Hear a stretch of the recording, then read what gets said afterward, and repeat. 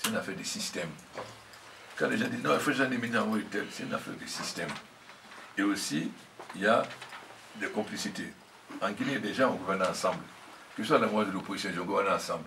Souvent, ils ont travaillé ensemble. C'est comme si tu me tiens, je te tiens par la barbiche, je te tiens. Donc, il y a ça. Deuxièmement, c'est un système.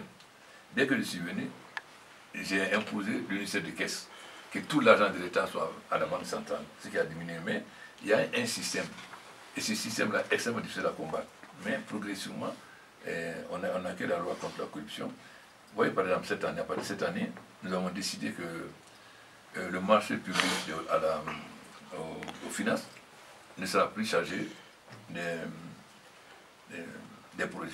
financements des projets, des appels d'offres. Parce qu'il y a beaucoup de problèmes. Donc, chaque ministère nous a créé un système de contrôle et chaque ministère va faire son appel d'offres, mais avec un système qui contrôle.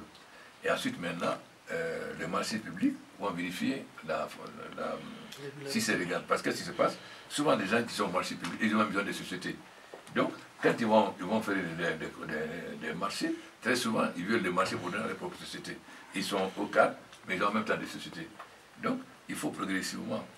Et ensuite, la relève, à partir du moment où il y a de plus en plus de jeunes cadres qui viennent dans la fonction publique, qui n'ont pas ce passé. Regardez par exemple les jeunes DAF, les 518. Aujourd'hui, c'est des gens vraiment qui apportent beaucoup dans la gestion. C'est vrai qu'ils sont très impopulaires auprès des ministres parce qu'ils se disent, nous on est là, on a appris comment gérer, ils gèrent. Donc, et ils méritent beaucoup.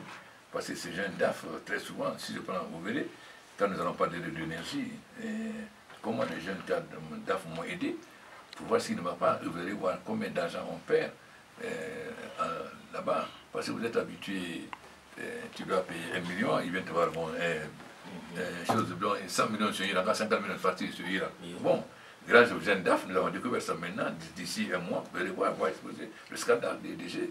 Les 2 tiers des recettes n'existent pas. Je prends le cas, une boulangerie à Ratoma, 2 mois de consommation, une boulangerie, 10 000 francs guinéens. Avec une ampoule, tu peux plus de 10 000 francs. Ou bien, il y a des clients qui disent, on ne le retrouve pas.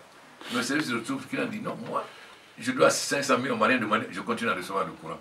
Donc, il y a ensuite, dans l'âge, il y a beaucoup de choses. Ou le vol des pièces, etc. Donc, ce qui fait que l'État perd beaucoup d'argent. C'est pourquoi nous avons renforcé l'inspection d'État. C'est un endroit dans l'inspection d'État de vérifier tous les marchés passés au dernier trimestre par tous les ministères. Est-ce que la marchandise a été livrée? Est-ce que le travail a été fait?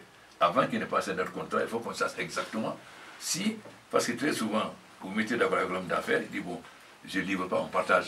Et tu payes, la marchandise n'est pas livrée. Donc, cette année, on a dit, avant qu'on fasse n'importe quelle commande, en 2018, là, il faut qu'on sache exactement l'état de chaque ministère. Si un ministère a commandé, ce n'est pas livré, il faut qu'il explique que ce n'est pas livré. À ce moment-là, évidemment, il y a une loi anticorruption.